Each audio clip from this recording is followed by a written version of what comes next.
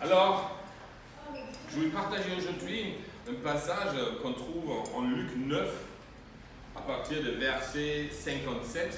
Et le sujet que je voulais partager ce matin, c'est de comprendre le momentum de ma vie. En tant que leader, c'est une des choses qui n'est pas évidente. On rencontre tellement de choses, tellement de circonstances.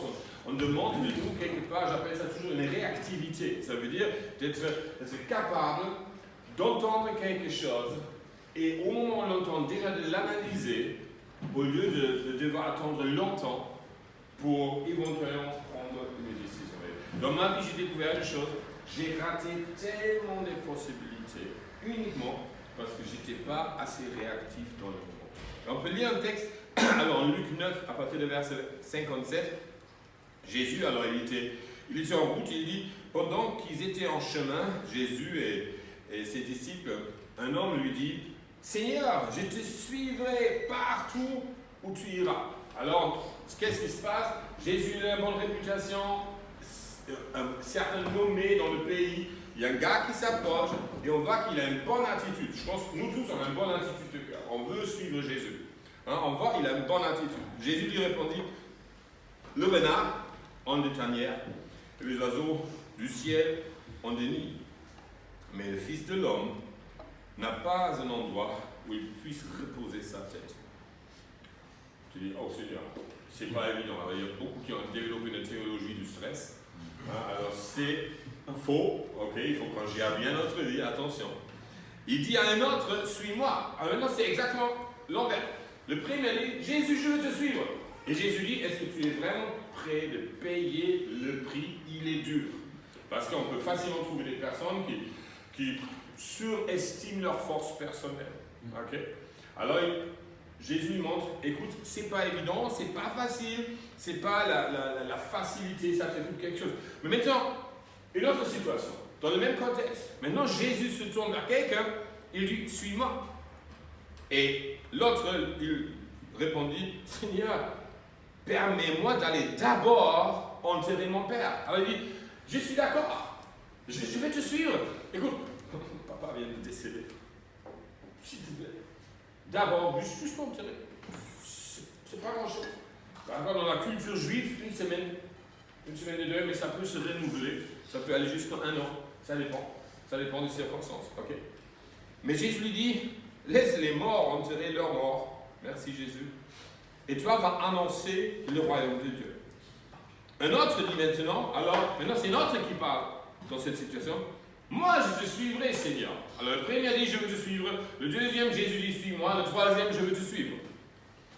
Permets-moi d'aller d'abord faire mes adieux à ceux de ma maison. Encore, bonne situation. Jésus lui répondit, c'est lui qui met la main à la charge. Et regarde en arrière, n'est pas fait pour le royaume de Dieu. Alors, il y a 3 situations, 3 personnes bien disposées qui disent tous oui. Et moi, je dis oui. Toi, tu as dit oui dans ta vie. D'accord? Et le résultat est non. Tous les gens, ils ont dit oui. Le résultat est non. Et je pense, nous tous, on est, en tant que leader, en tant que responsable, on est dans ce défi qu'on dit oui à Dieu, mais toute notre vie, on vit non. Et tout simplement parce qu'on ne comprend pas le momentum. On ne comprend pas le moment opportun de Dieu, où il veut faire quelque chose dans le maintenant. Et ça, c'est quelque chose qui n'est pas évident. Moi, je me bats avec le Seigneur. Je dis, Seigneur, je n'ai pas envie.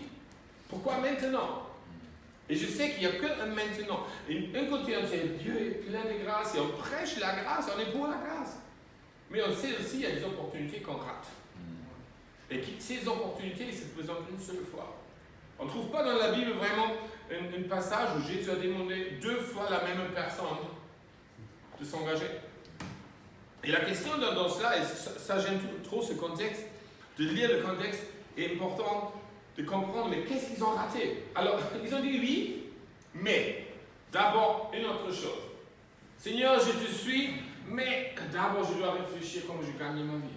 Seigneur, oui, mais d'abord je dois gérer ma maison.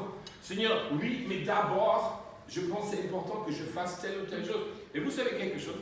Le Seigneur, il s'en fiche si toi tu penses d'abord. Si Dieu ne dit pas d'abord, c'est pas d'abord. Si Dieu ne dit pas d'abord, c'est pas d'abord. Même si humainement, ça semble être intelligent. Ok. Alors qu'est-ce qu'ils ont raté? Chapitre 10, directement après. Après cela, alors après cette situation, que les 3 gars, ils ont raté l'invitation de Jésus, le Seigneur désigna encore 70 autres disciples. Vous savez, ils étaient prévus d'être dans ce groupe-là. Ils étaient prévus d'être là. Ils ont pu être parmi ces personnes. Il les envoya devant lui, 2 par 2, dans toutes les villes et dans tous les endroits où lui-même devait aller. Il les envoie, nous connaissons peut-être l'histoire, et il partage l'évangile, il chasse les démons, il guérit les malades. Et il revient après à Jésus et dit, waouh, c'était énorme ce qu'on a vécu. Et vous imaginez un petit moment, ces 3 qui ont raté, qui ont dit oui, mais c'était non. Ces 3-là, ils entendent ces histoires. Parce que ça se faisait à l'époque. On parlait des histoires. C'était dans les news. C'était à la télé. C'était de partout à la radio. D'accord? Ils étaient conscients. Moi, je peux vivre ça. Malgré que j'avais dit oui, parce que j'ai dit d'abord une autre chose, j'ai vécu non. Et je pense, et là, ça c'est vraiment le but de ce petit partage ce matin. J'aimerais vraiment nous encourager de regarder lesquels sont nous d'abord. Qu'est-ce qui est vraiment tellement important pour nous aujourd'hui qu'on n'est pas capable de réagir dans l'instant, dans le momentum, sur l'invitation de Dieu.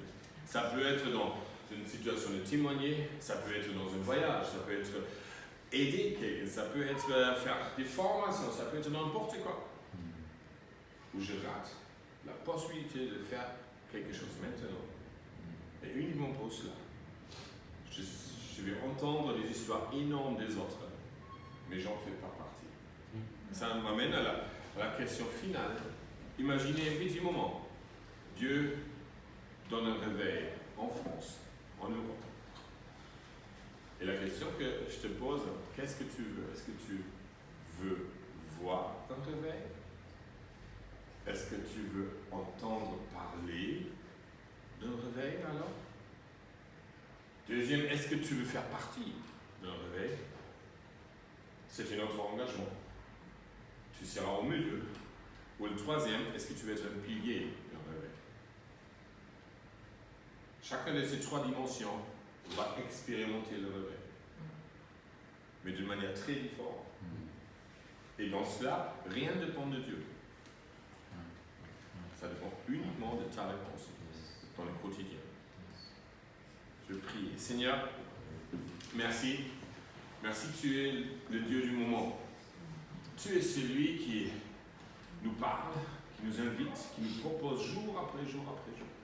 Et je prie, Seigneur, en tant que leader, qui sont capables d'entendre ta voix. Seigneur, je prie que notre cœur soit courageux, notre pas soit ferme, notre oui soit un oui, afin que personne de nous dise oui, par contre vie le non. Seigneur, on veut vraiment expérimenter la plénitude et la totalité de ce que tu as préparé. Et je prie que tu crées en nous cette volonté, ce désir profond, Seigneur, d'être les piliers de nos mouvements que tu veux nous donner à Marseille, en France, en Europe, le bassin méditerranéen, j'ai bien revu là, Seigneur. Nous te louons pour cela.